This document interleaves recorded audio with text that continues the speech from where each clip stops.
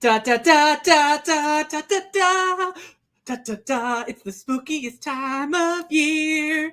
It's the spooky time with Madame Maskew and the Grand Arbiter. And things are very spooky. Spooky dooky. Spooky poopy. Woo! Spoopy. It's spoopy out here, everybody. Everybody, it's too spoopy. It's too spoopy to live. This is a very long opening. I always forget how long this opening is. It's not a bad opening. It's a very good opening, but it's also like there's a moment where it's like, is it over? Is it done? No, it's not. We're not done. We're not done. Okay, hello everyone. I am the Grand Arbiter, and this is my compatriot and carrier of the Earth's suffering, Madame Askew. No Atlas, Madame Askew. You can see in her the coif of her hair really holds up the whole universe. That's why I need so much of it. Yeah. Hello, good evening. Hello, Lady June Squirrel. Hello, Genevieve. Hello, Phyllis.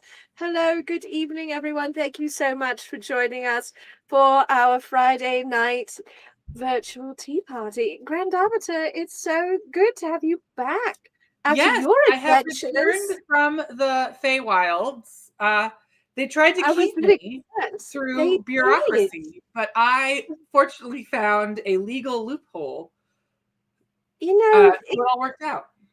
The fairy tales are very unclear about how much the Fae love bureaucracy and red tape. They love a report.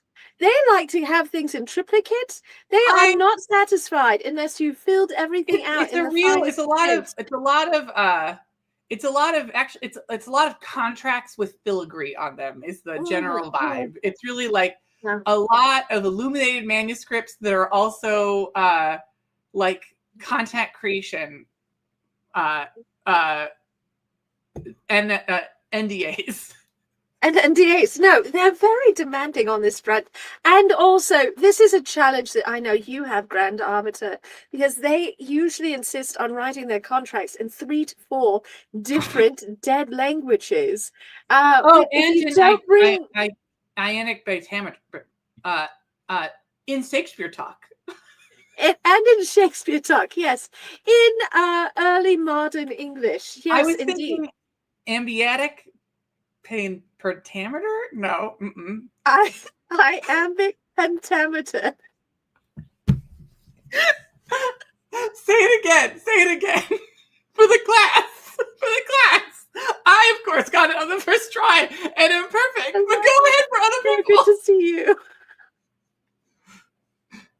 The attic.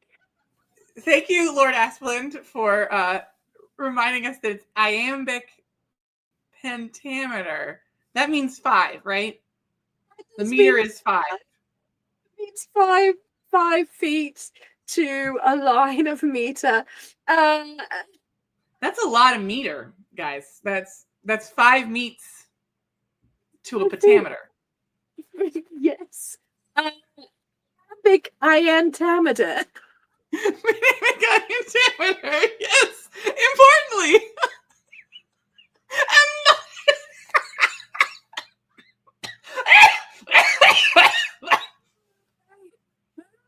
Baitor.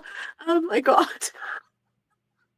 Yes, Lady June Squirrel, I think we could just safely say they're grimoires, and it's full of confusion, and also they don't just use iambic pentameter, they use all the poetic feet. They're like a different rhyming schema, different talk about a tortured poet society. Yeah. No, it's true.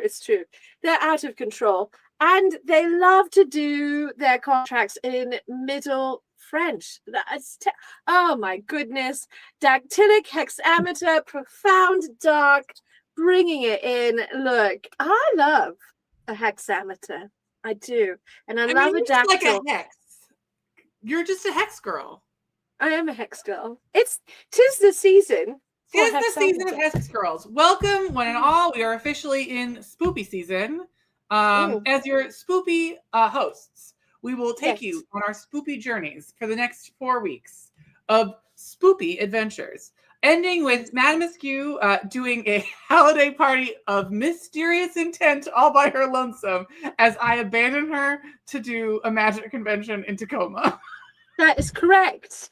That's correct. I don't have anything to reveal yet, except it's a mystery. It's a mysterious ritual. It will be happening on Halloween evening, and I hope you will join me there and wear costume, or a headpiece, or whatnot. Just get into this. What's been going on with us? Let's talk through those thought processes really fast. Madame Askew and I are in the final talks for the decisions regarding the Secret Tea Society costume, which is currently in its final talks.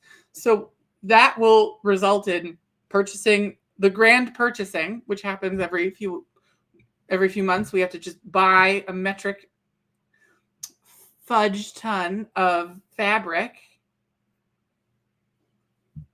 Yeah, that's a Patreon trip. That's a treat for Patreon. Put the treat for Patreon away. Thank you for everyone who participates in our Patreon. You get treats like this, like secret drawings and secret fun things every time you participate. Additionally, we are nearing the end of the collection and beginning the shipping process for boxes for very exciting mystery boxes that were ordered just 2 weeks ago. Oh my gosh. And I know that it's like a long, sort of arduous process to get these out to all of you, but it is, a very small operation here, and the ghost cats really are hard to wrangle. You're really just one woman. Yes. You are only the one. Only one woman. It's true. One woman to rend them all. That's true. I am one woman to wrangle all the ghost cats. I am getting some other help behind the scenes, which I'm very grateful for, in terms of the Grand Arbiter and Captain Azar are very gifted with spreadsheets and making magic happen in that regard. But I am the ghost cat wrangler. I can read and write in a spreadsheet. Yes, you can, and I'm so proud of you. I know how to use the filter button on the spreadsheet. I love this description of our big order that we're about to do, Grand Arbiter. And honestly, look, there's going to be this imperial shiteweight of fabric coming to us from one purveyor, but then we have to order all of the sundry items, interfacings and linings and things, and those will come from sundry places. But and to fill out the last of our underpinnings creation that's also happening right now. There's a lot of logistics happening with the costume adventure that we're about to embark on. I'm so excited, Grand Arbiter. I mean, it's your favorite thing. As we've discussed on multiple occasions, your favorite costume is always the most recent one. And so it's true. We just got to keep moving forward. And we're excited to work on stuff. We've had some challenging weeks here in our separate homes. So we're a little bit behind on all of our stuff. So just keep in mind that we are delightfully human, and unlike our government, have not shut down. We are just slowed down. That's different. We are slowed down. No, well, you were briefly abducted by the Fae. I mean, look, I know we like our neighbors. I know they're generally good neighbors, as the saying goes. But Oberon really takes advantages of you, Grand I don't think so. I think that you're really underplaying the ways in which I wanted to play hooky from the meeting. I see. I was giving you absconded with me in the way that one might abscond with, a cat they found outside. Oh, well, I see. You went to the Fae Wilds like a feral cat and were adopted briefly by the fairy court. That's fine. That's fine. You know what? While you were doing that, I lesbians. I mean, I'm going to tell you right now, we have a fairly effective 50-50 gender split here at the Madame Askew and Grand Arbiter House of 1,000 Fabrics and Sufferings. But we also love to do a DEI and invite a bunch of altergender and queer folk to just dominate the space. Yes, really, that's true. This is a femme-centered space. This is a women and women-loving space primarily. I am really an outlier in my desire for vitamin D. I am the outlier in that particular way. You have a preponderance of desire. I have some desire for lots of things. I'm just omnivorous, Grand Arbiter, is really what it boils down to. But every day brings you closer to one side over the other. That's true. Oh, Cheshire, look, this is a very important allergy to take incredibly seriously.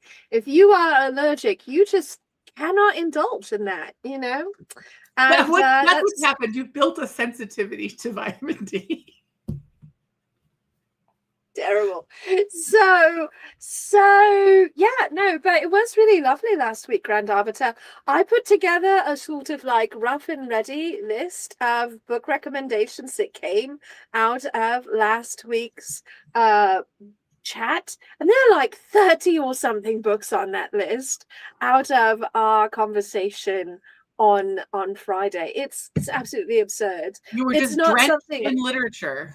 Yeah, it's wonderful. I mean, so many good recommendations. It also ranges from things that are clearly like steampunk adjacent, a lot of historical fantasy, historical fiction, old history kinds of things, and then science fiction and contemporary. So it's like got something for everyone. I'm very pleased by the list. And also, I am not going to write a little synopsis about all 30 of those books. I must be honest. I think they'll live with just a list. A list and a picture of how much you liked it. That's all that they're really looking for. Okay, so we've got a lot going on this last October. October's kind of busy. It's busy. I mean, it doesn't get quite as busy as November, because when we hit November, we will be the rainbow invasion of Tuscan begins, and I must get to my airship to crash land in Tusconia and conquer it with my gay wiles. Yes, you must. I'm very excited. Tuscan is the second weekend in November. Yes, the 7th, 8th, and 9th.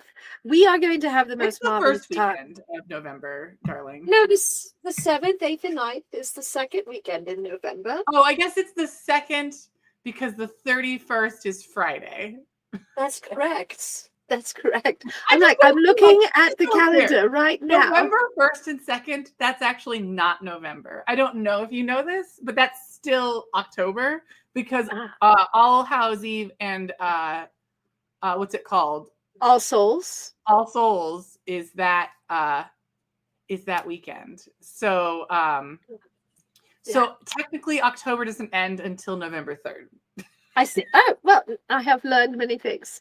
Also, Alicia, I am so sad you cannot join us this year as well. I know you have so much going on, that you are quite busy with your commitments. We are going to miss you terribly, to be honest. But also, we're just going to keep trying to lure you to other things. So fear not, there will be more luring in your future. Well, and we have AtlantaCon. We have not AtlantaCon. We have Festival in February, which is already like coming together. It's our lives are very fast paced for such weird, quirky artists who, you know, social media doesn't deign allow to have a presence. We are quite busy artists, actually. So if you're having a hard time connecting with us, be sure you're following us on Patreon and joining us on our Discord, because it's the most effective way to keep in touch with us and keep in touch with what we're doing. So you can check out all of Madame Askew's cool and amazing art. And try that again. That is definitely the wrong address that I just posted to everyone. So sorry, I did not get all the letters. There's your link to TuskCon. There you go. What do you find is the most exciting thing about TuskCon to you? Like, what's the magic of TuskCon? Oh, well, honestly, Grand Arbiter, it is forever and always that TuskCon is intimate. It's a fan-run convention. They keep things smaller, so the max capacity of attendees is capped at 500 people, and so that means it's really possible to meet and talk with whomever you wish, and also to like scamper away and find quiet time, so you can have the best of both worlds. You can be very social, and you know, like, one of my favorite memories is having Timothy Zahn and his wife come participate in Hungry Homo Sapiens with me, and they were so game to play this absolutely ridiculous, like, large size, giant size version of the board game using furniture movers and laundry baskets, and they just were happy to be involved in it and to be connected with the people who are at the convention.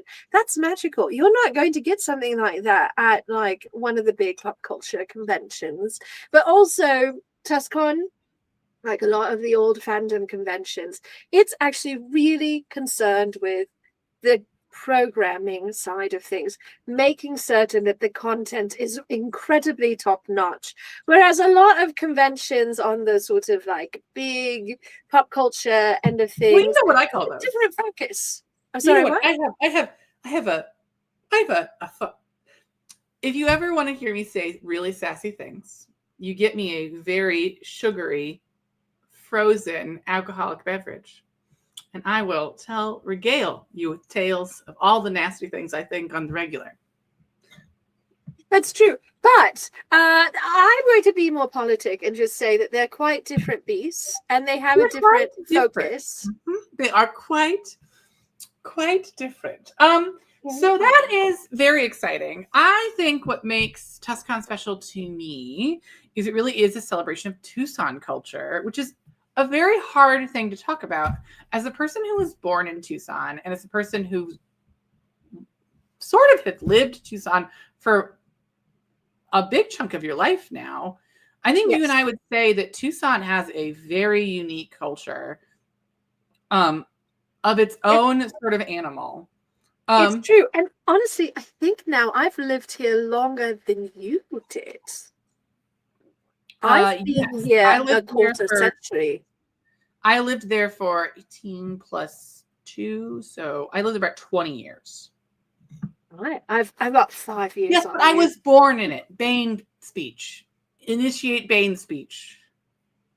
No, giving you grief. But no, I do think Tucson is quite a special place.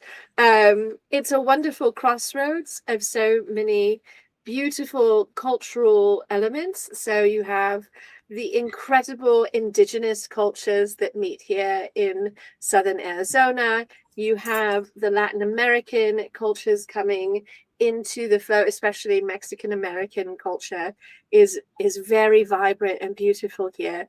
The foodways in Tucson are exquisite. There's a reason why it is a UNICEF cultural food city, and was the first one in the United States, because it's got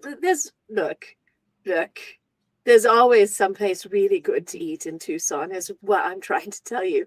And people really treasure those things. And then, like if you like the desert, it's quite beautiful. It's a beautiful slice of desert life. Yeah. So you and I are here for a reason. Yes. And that's Patreon's Corner. That's true.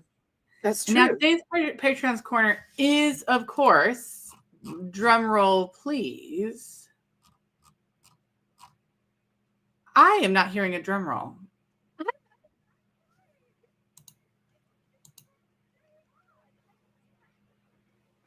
I can't hear you at all right now. What is happening?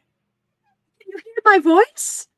Yes, I think we need to do some adjustments to your microphone in the future because it does seem like it is very sensitive. Can you talk now? Yes. There we go. Could you hear all of that? No, not at all. None of it. Oh my gosh. I turned into a whole Foley department trying to create a drum roll sound for you. I use so many things. I was like, what can I beat to sound like a drum? Nothing works. All right, it's fine. Also, it's fine. Yes. Never a bad meal in Tucson. Also, we have lime EGs in March, which I know Bill really likes. Lucky Lime. I love this. Halloween doesn't end until November 6th, Grand Arbiter. Well, I mean, you know what? Nothing ever truly ends. It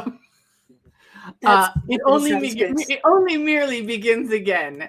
Yes. Our Patron's Corner from the exciting voting contest, very close, was Undead Unwed, Ideal Necroromantics. So we're going to be talking about which undead beings would be fun to date.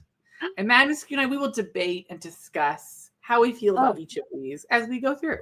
It will be very simple. It should be very silly. Yes, I'm very keen. I'm so excited. Also, hello, Scone Mistress. Hello, my darling. Thank you, everyone, for being here tonight. By the by, it's so good to have you with us. All right, Grand Arbiter, lay it on me. We got to start with the OG, most common undead being, the ghost. Obviously. The ghost. Oh like, my gosh. You never think of the undead being ghost as the most common, but they're probably the most common sighting. Yeah, no, absolutely. Like, ghosts are. I'm surrounded by ghost cats right now. So, they are sometimes ecto-orgasmic. Sometimes. I mean, look, it depends on the kind of ghost and the ghost lore. I do think that it does matter who the ghost was. Is a really important key component. But also, most of them are not able to physically come in contact with you. So if they are truly romantic, they've got to be really romantic. They've got to be real wordsmiths, I think.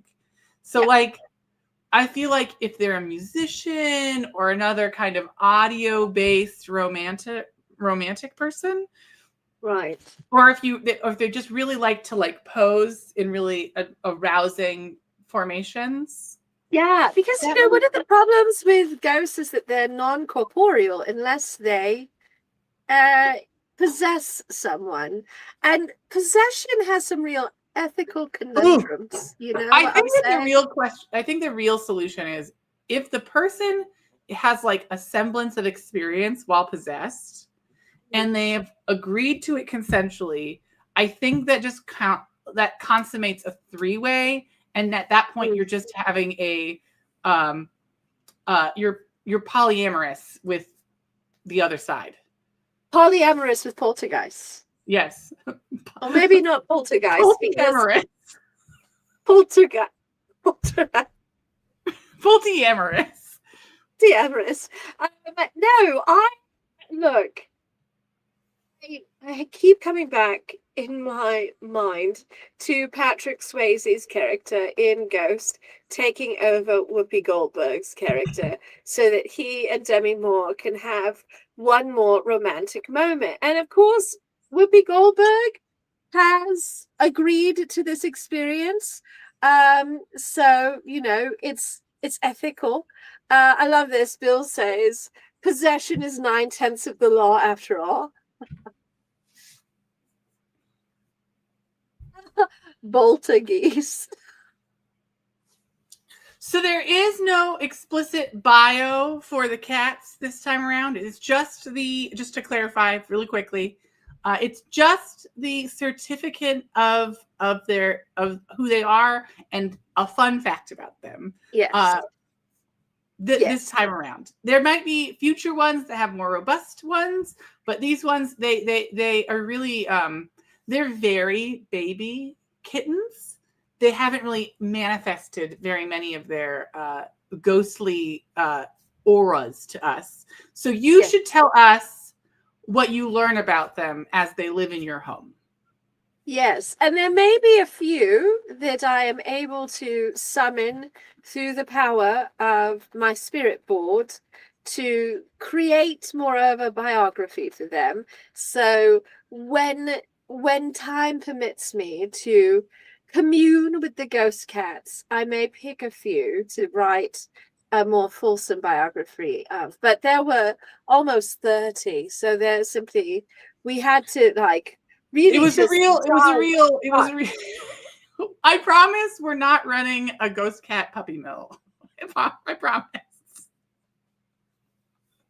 No, we work with a very reputable organization of witches who help rehome to forever haunt former witches' familiars who can no longer haunt the home of their witch for whatever reason. There are lots of reasons why a ghost cat needs a different place to haunt. Sometimes their witches also passed on, and the witch's lair is purchased by a billionaire developer who turns it into a parking garage. No one wants to haunt a parking garage. It's just not fun.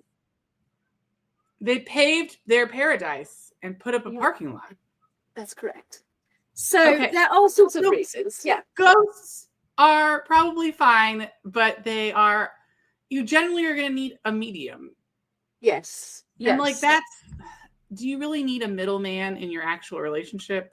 You mean to tell me that you're starting your relationship needing a couples counselor to communicate? That seems complicated. With your ghost? Oh my gosh. Yeah, no.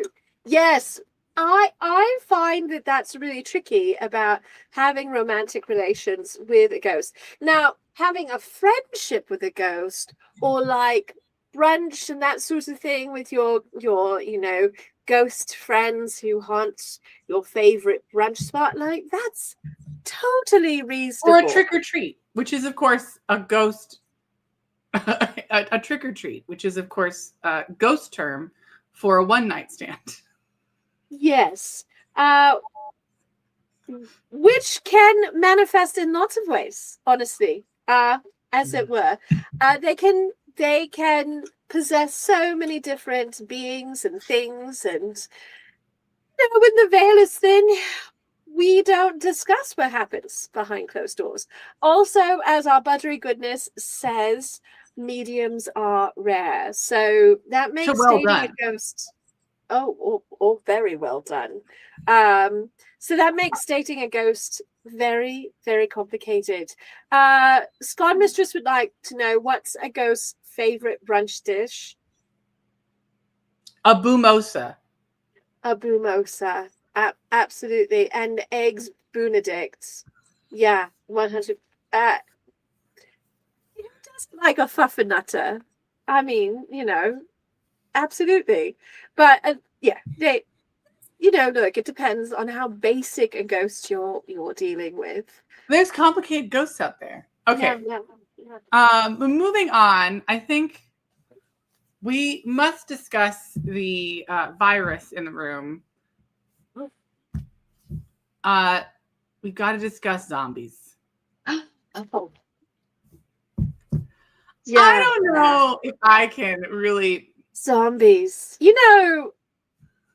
For the most part, personally, not keen on dating zombies. I mean, I'm certain there are exceptions to the rule, but the part where limbs can fall off can be a real challenge. in but an maybe that intimate means that you can, relationship. like, it really offers some security in your relationship. So you know they're not going to cheat on you because you can just take their stuff and put it in a box and take it with you when you go on vacation. That's true. But also, Scott Mistress brings up a really good point. The brains situation. It means that they don't love you for your body. They love you for your brains. Yes, but that can also be concerning because I too love my brains in my head. You know, if you're dealing with like the zombie from iZombie, where they're only eating the brains of people who deceased in some manner. Of course, we know the free range, artisanal, Yeah. small batch, local murder brains. Right? You know, they work in a morgue or what have you. But yeah, they fighting, as Bill says, Maybe there's that's a real, what you're into. Maybe you're into biting. I think you have to be really clear about a lot of boundaries when you're dating a Maybe zombie. you want to be. I mean, sometimes someone wants to date someone who really likes. Like, one thing I will say is that if you're dating a zombie, you're often dating a message. You're dating the rise of McCarthyism, or you're dating, consumerism as a concept. Really, you're just dating all of these, like, metaphors. You're very deep for such a shallow brain pan. Very deep metaphors associated with this particular one. So instead of a being, you're just dating a metaphor, essentially. I mean, and that's a lot more than most men, I gotta tell you. This was a good one. Santa Clarita Diet was a good show that didn't get the recognition it deserved. I agree, Alicia. It was one of the better zombie shows, honestly. I also love Warm Bodies, which is a zombie romance. So that's a wild take. I know. You loved that movie? You loved it? Yeah. Okay, we need to take a 2-minute break. Mad Muskew is just telling us that she's just like, no, a bad, ridiculous romance. I feel like a zombie already got your brains at this point. Sweet movie. Look, it's not dumb. I mean, he's a good metaphor. He returns to humanity through the power of love, actually. So, he gives up brain eating and redevelops humanity, and it's really charming. So yeah, I posted a Wikipedia link. So you're telling me that we have gone from never to maybe sometimes. Depends on the zombie. Most zombies are a big no. Zombies who are like invested in reclaiming their humanity and doing the emotional labor that takes, and also not eating brains, that's a different story. But it's the exception, not the rule, because most zombies are just in it to eat brains, honestly. I mean, men only want one thing, and that's to crack open your skull and slurp down your brains. Yes. So men only want one thing, and it's head. Oh my gosh. Technically, All of Me is also a zombie romance. Oh my gosh. I think I've seen that one, and now I've only been obsessed with really a few zombie movies. One is the Resident Evil series, because Makisha Hargitay is, I'm not Makisha Hargitay, but oh gosh, what is her name? Oh my gosh, the actress who was in The Fifth Element. Yes. What's her name?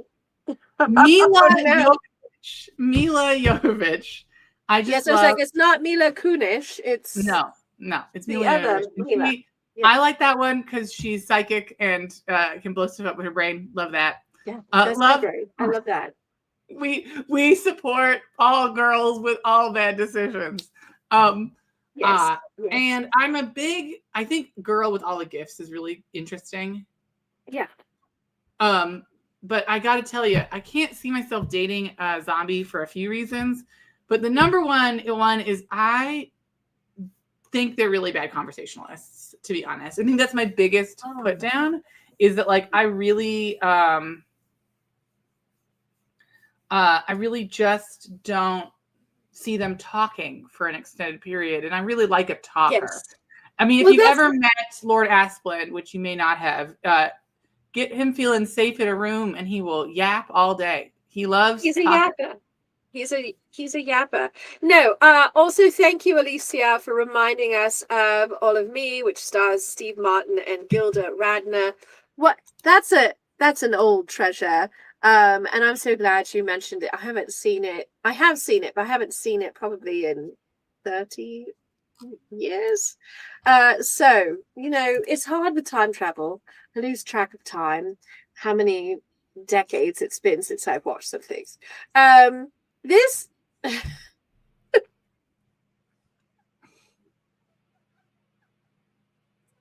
zombie is really 5 gnomes in a trench coat. That's wonderful. Which is a reference to a really great television program that you have not yet seen. No. It's Gravity Falls. Yes. Gravity Falls. I don't have access to that, but I know you love that one. It's kind of Disney. All right, I'll check it out. I know it's like sort of spooky, but cozy. I mean, if we wanted to do a retrospective on spooky, like, we are in a really weird spot. I will talk about this for 2 minutes, and then we'll move on to our next being. So we have a great number of really incredible animations coming out of the Disney house. The House of Mouse has made a bunch of really interesting ones, from Amphibia to Gravity Falls to The Owl House. But Dana Terrace, who is the author and creator of The Owl House, a great spooky watch if you want Halloween feeling vibes. And if you really like, he wrote he painted the painting The Garden of Earthly Delights. It's Bach. Yes. Bach? Yes. Yes. Starts with a B. I think you've got it. Yeah. It's great, but Dana Terrace just released the pilot for an exciting new sci-fi adventure epic. That's a teardown of capitalism called Knights of Guinevere, which you can watch right here on YouTube. It's incredible. Eve Riot and I are obsessed. We are very excited. Yes, it's through Glitch, who is an incredible animation studio that if you haven't checked it out yet, please do. But it also looks incredibly like it's too much for me, probably. But I mean, like that Alicia was like also slightly. We can see where I'm slightly delayed because I'm like literally talking about it as Alicia writes it out. Yes. Yeah. Oh, this. So, our darling Buttery Goodness and Sass Master General introduced me to Phineas Ferb when I was visiting with them. It's really charming. I was very pleased. I mean, a lot of the music is by Weird Al Yankovic, so it's really hard to turn down. So. How can you go wrong? Also, we've got a update. All of Me is Lily Tomlin, not Gilda Radner. Thank you. The 80s was a crazy time. A lot of people did coke. We didn't know who was who. It happens. Okay. Yes. Moving forward, I think we have to talk about the Fang in the room, the vampire. I think the vampire has a lot of the qualities that are nice about the zombie, but in a more fancy design, right? You're not falling apart. No. Yeah. Well, You've look, got that hunger because you really want a partner who hungers you. yes, they have the hunger. Hopefully they can like have some But resilience and like, you know, manage their or just hunger. manifest that hunger as incredible lust, And they are, in fact, And they are, as Jude better says, dressers. better dressers. This is what I was going to get to, is that they have a Yes. much better sense of aesthetics. They're hundreds of years old. Now, therein lies the problem. If they're hundreds of years old, why are they dating you? But maybe they're in for something new and nice. Yeah, zombies, neither can, just so we're clear, zombies can also not keep you warm at night, and neither can ghosts. None of these, as they are members of the undead, none of these people can keep you warm at night unless they're on fire. Now, look, I have to admit, vampires are my personal captive, as it were. Yeah, they're more established financially. They're better dressers. They're better read, generally speaking. I mean, not always. Here's the problem: is that what if you meet the vampire who's like the down on their luck vampire? Like, oh yeah, they used to be super wealthy, but then they invested in the tech bubble and it blew up on them. They didn't know when to or they got really into crypto. Ugh. Yeah. Crypto vampires, like, talk about they, you know why the crypto vampire fell for the scam, right? Because of the crypt. Because of the crypt. Because of the crypt. Right, yeah. No, look, also there's such a bit there. But I, generally speaking, vampires are the undead being I would be most likely to go on a date. I mean, the things we could talk about, I would probably just interview them. They would probably get tired of me because it would be one episode of interview with a vampire after another. I'd be like, let's talk about. What an interview. What is a date? What is a life but an interview? What happens when you get home? So here's what happens when Madame Scoot comes home. She comes home after a long day of tasks outside the house, returns to her home, surrounded by her cats, and she goes, "Oh, cats, how was your day?" And you proceed to interview your cats about their day. And you spend your whole time interviewing your cats. And what do I do when I come home? I come home and I'm like, "Lord Asplund, how was your day?" And then Lord Asplund regales me with the adventures of his day. Life is just a series of interviews. We merely are, it just is the question of whether or not you are being interviewed or are you the interviewer. And I think that in all rooms that we occupy, we are always the interviewer. We do have that tendency, Grand Arbiter. I love this, though, because this month's book club pick is Strange Practice by Vivian Shaw. I'm very excited because it is a monster book, but it is not like a super scary, super gory, super like heavy monster book. And apparently the next book is also great. Thank you, Scott Mistress. Also, book 3 has an inappropriate gay vampire boyfriend. We love that. Yeah, and also, what a better interviewer than a vampire? How was the plague for you? Like, yes.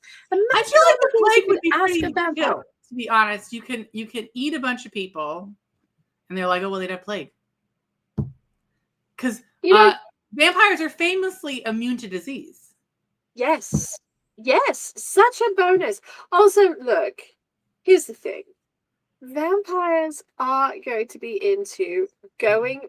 Well, I say that, but if you've watched what they do in the shadows, you know that not all vampires are the same.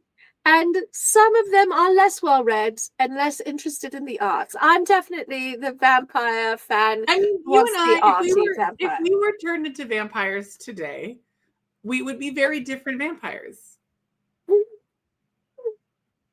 You would be in your, like, effectively a nunnery, with books and inviting like artists to come patron you. And I'd be in the club being like, bah, bah, bah, bah, bah, bah, blood sprinklers, yeah. But we are very much We are drawn to different vampires. But I love this buddy film idea. A down on their luck vampire teams up with a plucky, starving college student to travel the country trying to track down the phone scammer that took all the vampire's money. This is better than The Beekeeper, honestly. And I like Justin Statham, but I want this movie. This sounds really fun. So, yeah, no, also...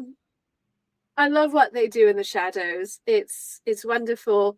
And also the SAS Master General and Buttery Goodness do the best cosplay of characters from that. So good. So good. Anyway. Yeah, no, I would probably go out with a vampire. Is that vampire Catherine Deneuve? I'm probably doomed. So, you know, is it David Bowie? Oh no. Oh no. You know. So I have a problem. I would probably even like consider going on a date with the vampire Lestat, and we all know he's toxic. He gets better, but he doesn't start out well. And Louis, oh, I try and fix him. Just so we're clear, you're not allowed to.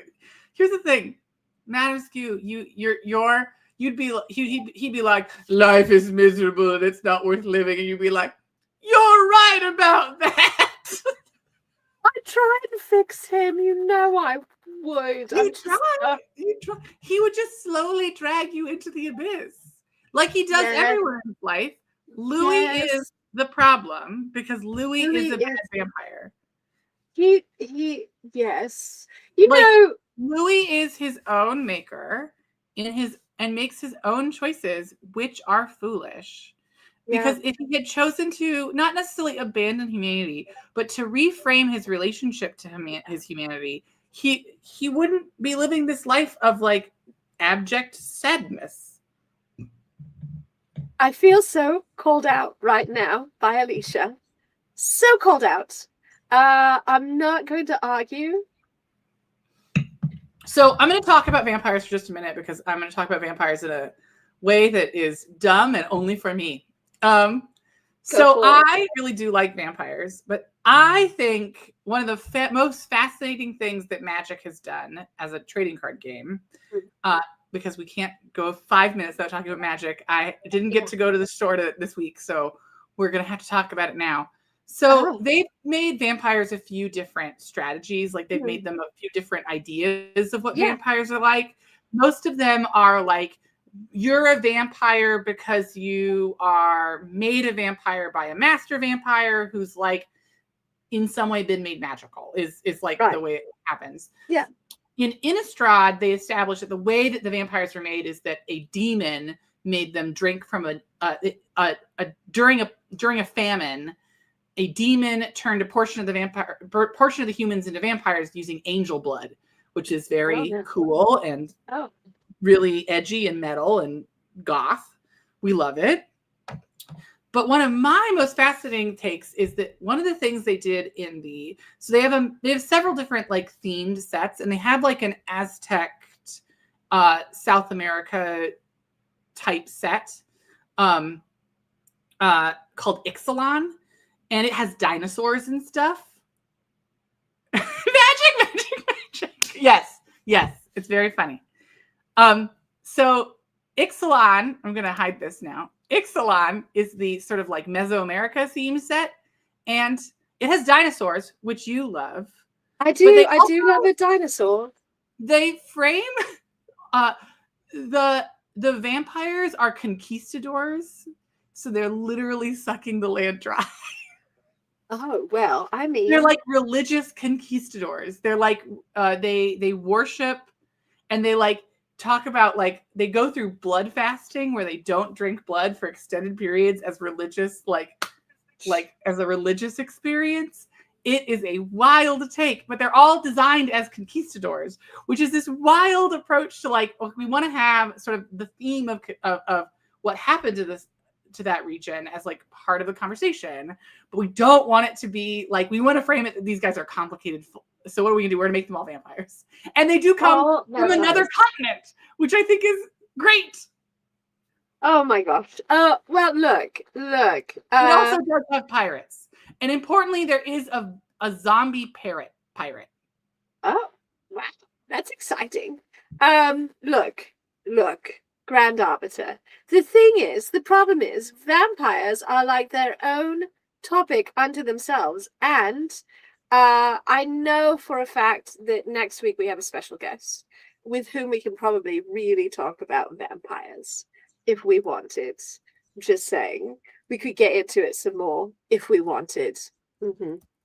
We can always get back into vampires. Okay.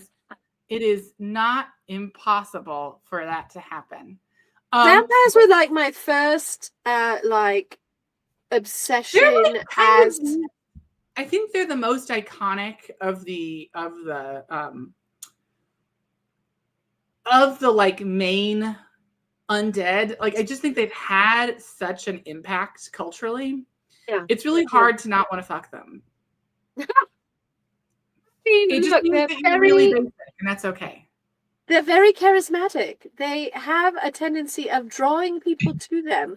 And look, there are a lot of wonderful reimaginings of what vampires are and what vampire culture could be since, you know, the advent of the 19th century and things like Carmilla and Dracula and the sort of like 19th century fantastical vision of vampires based on mythology, right? So I love all of the vampire nonsense. I would definitely date a vampire who was not Nosferatu. I couldn't get into that kind of vampire, to be honest. I mean, I think he's just got terrible conversation. What if he was like maybe he had like a really cute lisp? Look, if he could have nice conversation and not be a weird creeper who doesn't have good boundaries and is not looking for consent, then we would probably be all right. But the problem with Nosferatu is he never tries to get consent from people. He's just like luring them to his castle so he can, like, you know, drain them of their life force, essentially. And usually he's very taciturn. Are there any spooky boyfriends that could keep us warm? I mean, are werewolves part of the undead? So, according to one Gail Carriger, yes, werewolves are dead is the framework. Yeah. I think that's a harder sell for me as like a generalized rule, but I think it's really good for the Parasolverse because it really unifies under a single like ruling, like ether above all, ether below all. It sort of locks everything in. So it's a really good interlocutor so they can talk about a lot of different stuff, but it's all in the context of this very understandable principle. Yeah. So I think if we embrace werewolves and shapeshifters as being part of the undead community, then they would definitely keep you warm at night. Maybe more warm than you want to be sometimes, depending on the time of year. I don't know what other undead or if we're going with just spooky and not necessarily undead, that really opens things up. Actually, maybe like a will-o-wisp, but I don't know how warm they are as ghosts. Yeah, no. I mean, the problem with will-o-wisps is are they warm? Is it a cold light or a warm light? Maybe a Rusalka that's at a hot spring. A Rusalka at a hot spring. I mean, you'd want one at a hot spring because otherwise, you know. They're definitely the temperature of whatever water they're around, I think, is the problem. So that's a real challenge there. You know, there's not a lot. So here's one thing that I find really fascinating is that undead are not generally associated with fire, almost exclusively. And I think if I'm getting in my armchair and I'm like, well, I can like pontificate and make wild guesses based on nothing, just like the best of them. I would argue it's because human bodies don't survive fire. Yeah, well, yes. Like human bodies become ash. And at that point, you don't really have a lot of zombies that are going to be like, well, I'm also associated with fire. There's some in like there's some in like shows and TV that are like associated with fire, but like death is historically not associated with warmth. Yeah. And so, like, it's hard for me to imagine a like warm undead, like a cozy undead.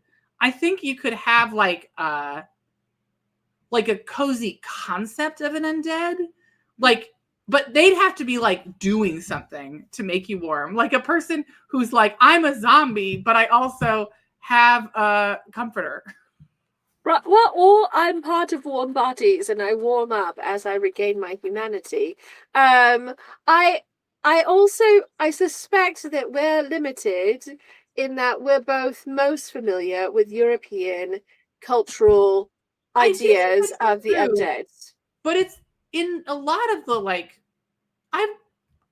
a lot of mythologies still don't have a ton of fire associated with the dead. And like that kind of warmth, they like, sure, maybe they're warm. I don't know if they're like, I don't know. It's just y'all, you're like, let's find a way to make this the most awkward possible. I think that it's interesting because I do think there is something not primal, but like it's hard to break a relationship with how dead bodies are and undead concepts from each other. I think that there are lots of things going on, obviously.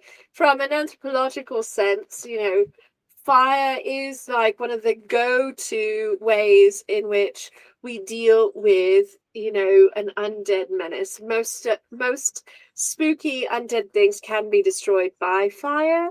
And so often they're the antithesis of fire and warmth. And warmth gets really associated with being alive and liveliness.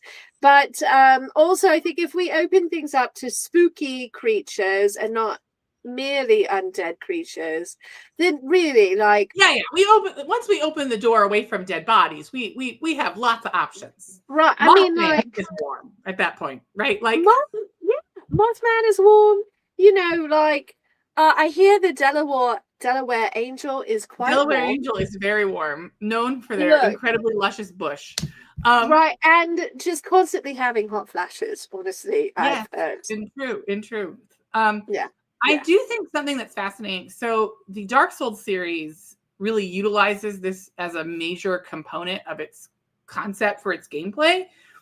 Part of what happens when you die is you lose your ashes. So you lose the like warmth inside your body, and so you become hollowed, and you can only get back your true strength when you regain your ashes and are able to like light them up again.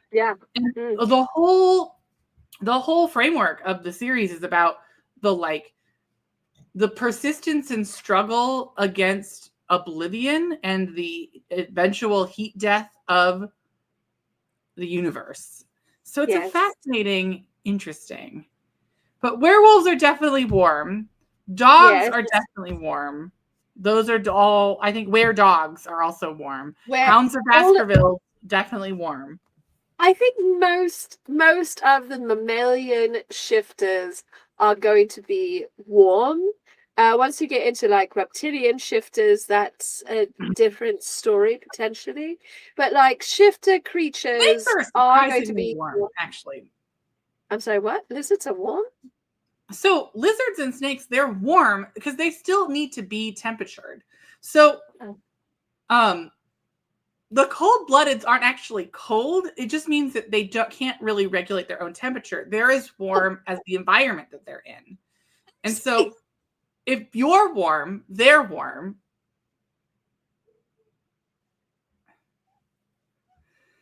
Yes. Yes. Yes, a skeleton. Yes, you know what? We just throw the skeleton in a pot. We make a broth. And then you just pour the broth on you. And that's a new sexual experience. If you're dating the undead, you must have a hot tub. That's really the lesson. The lesson is, well, you want a hot tub or you want an electric blanket is really what it boils down to. Because if you put a zombie in a hot tub, it's game over, man. You've got boyfriend soup.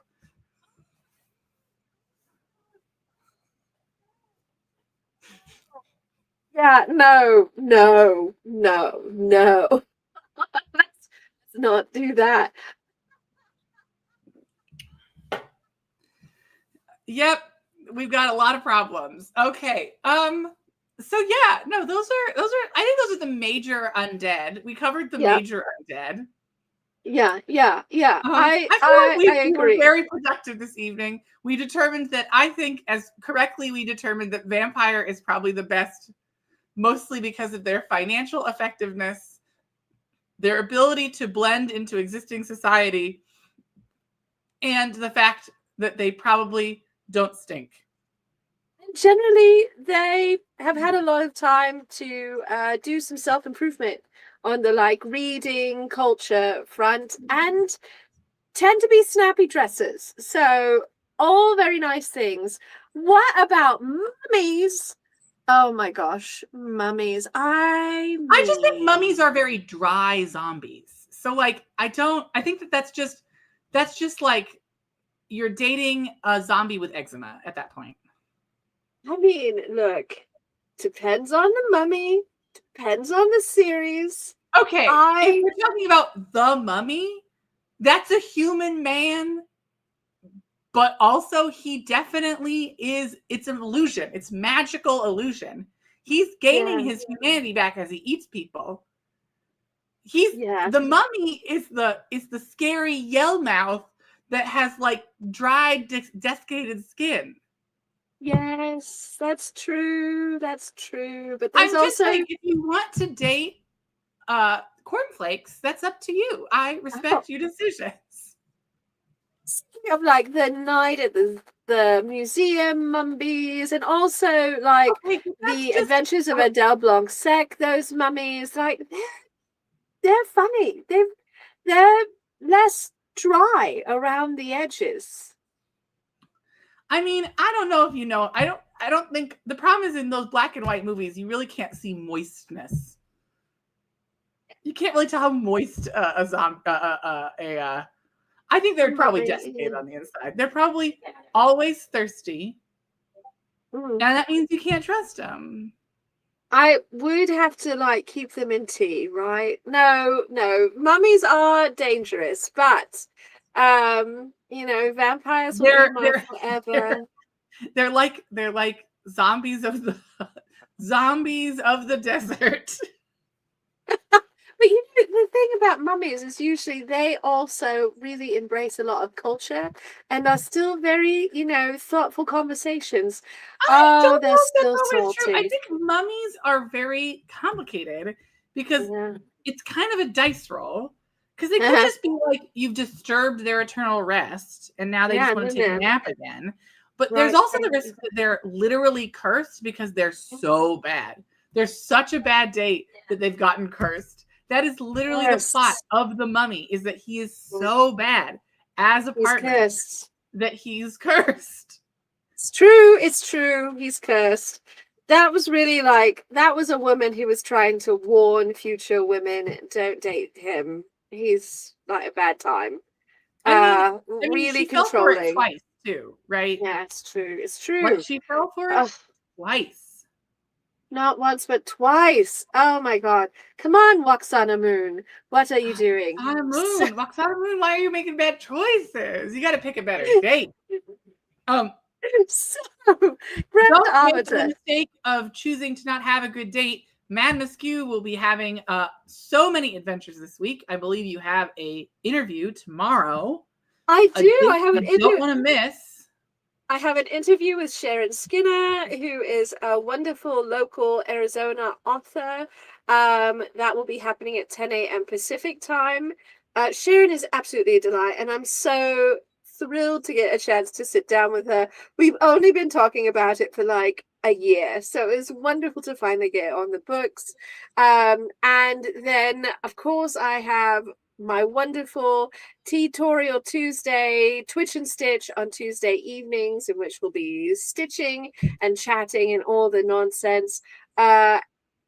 As an aside, no Crafternoon this weekend. I'm going off to Rincon Gaming Convention tomorrow afternoon after the interview. So I'll be off playing some board games with chums here locally. And then next Friday, Grand Arbiter, we have another very special guest joining us. Would you like to tell everybody about next week's special Friday guest? Well, I know it will be an absolute riot.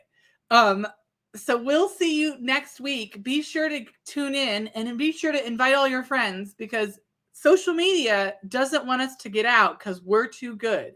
So make sure that you tell all your friends physically. Text them the video links. Make sure they know that we are charming and cute, because we are trying our best out here in a troubled universe. Yes, we are. Madness Q, would you say goodbye? I would, although you're being so coy. There's no need to be coy about next week's guest. You should just tell everybody. Oh, it's Gail. Right. I thought it was implied. No, it's Gail. It's Gail next week. It's Gail. Right, that's correct. I'm so sorry. Eve is the following week. Yes. Sorry. We have a lot of people coming and going this month. It's Gail Carragher. Gail Carragher will be here next week. We are going to be talking about something bananas, I'm sure. We have not locked that down yet, but it should be a fun, raucous time with Gail Carragher, because next week is the 10th, not the 17th or the 24th. That's correct, Grand Arbiter. I will tell you, this week has been so weird. I thought it feels like it's been October for at least 10 days. You've had quite the adventure, Grand Arbiter, and as a reward next week, our dear friend Gail is joining us. We're very excited, so please come back next week. And in the meantime, my darlings, as we send you off into the universe, please remember to treasure yourselves as we treasure you. And that means get your vitamins and minerals, wash your hands, get some Halloween candy for yourself, not to share. Go out, do something fun that you love for the spooky season. Live in sin with a vampire. Maybe watch one of your favorite spooky movies. Definitely join us. A love triangle with a vampire and a werewolf, and then convince them that you can all date all at the same time. It's definitely the plot of several urban fantasies, and it always works out so well. Sure. Anyway, my darlings, no matter what it is, do something lovely for yourselves, and come back and join us next Friday for tea, because it is going to be absolutely wonderful. And to all of our wonderful Patreon supporters, thank you so much for continuing to be there on Patreon. If you have not joined us yet on Patreon, please consider doing so. Patreon is the fuel that keeps our teapots full, our live streams happening, and all of our shenanigans viable. So with that, Grand Arbiter, would you like to take us out? I like how it's like, would you like to say goodbye? No, would you like to say goodbye? Madam Askew hates goodbyes so much she makes me do them. It's not goodbye, though. It's see you later. Next week, everyone. Gail. Woo! Cheers, everyone.